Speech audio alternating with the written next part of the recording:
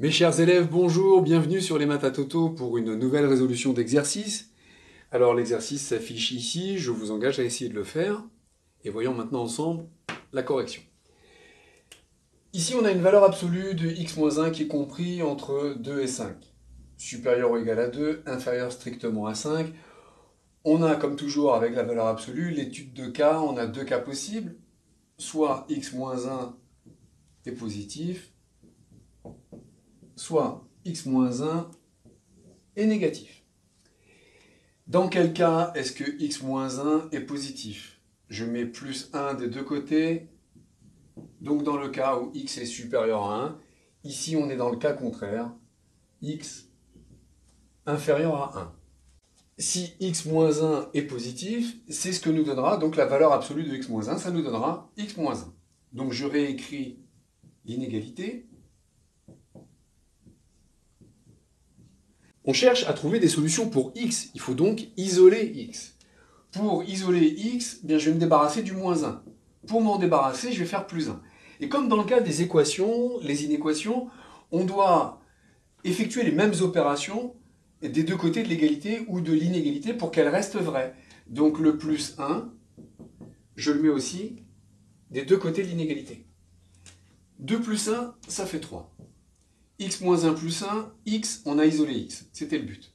5 plus 1, 6. Donc la solution, est-ce qu'elle est compatible avec notre condition initiale? Oui. La condition initiale, c'était d'avoir x plus grand que 1. Ici, on nous dit que x doit être compris entre 3 et 6. Bien, étudions maintenant le deuxième cas de figure. On est dans le cas où x est inférieur à 1. Dans ce cas-là, x moins 1 est négatif, ce qui veut dire que la valeur absolue de x moins 1 sera égale à l'opposé de x moins 1, au contraire, c'est-à-dire moins x plus 1.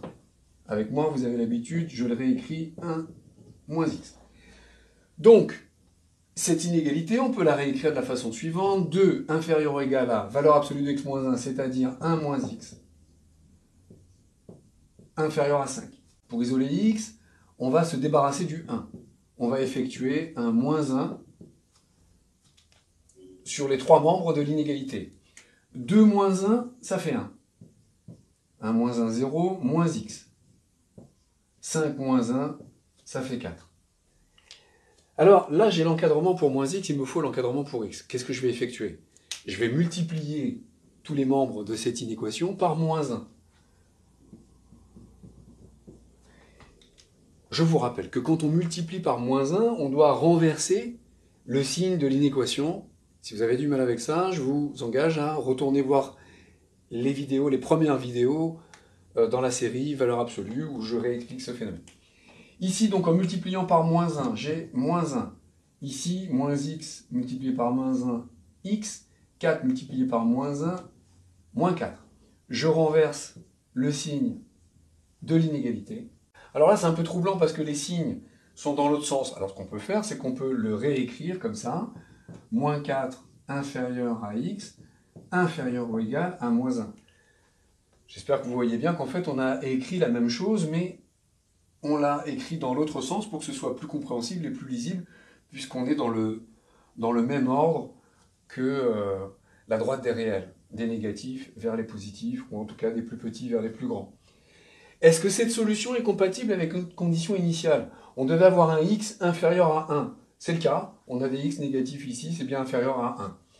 Donc la solution de cette inéquation, c'est à la fois ça et ça. Alors on va essayer de figurer ça, l'ensemble de ces solutions sur une droite des réels pour commencer.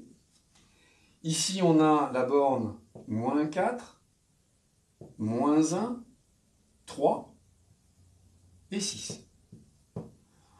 On voit que x peut être compris entre 3 et 6, 3 inclus. Alors je vais inclure le 3, et le 6 est exclu. Alors je l'exclus de cette façon-là. Donc x est compris entre 3 et 6. Ici, x est compris entre moins 1 inclus et moins 4 exclu. Donc j'inclus le moins 1 qui va faire partie du segment, et le moins 4, lui, est exclu. Donc je peux répondre à cette question en donnant cette réponse-là. Je peux aussi donner la réponse, de dire que la solution, c'est la réunion des deux intervalles, moins 4, moins 1, union, 3, 6. Voilà. C'était la solution à cette inéquation. J'espère que ce tutoriel vous a aidé.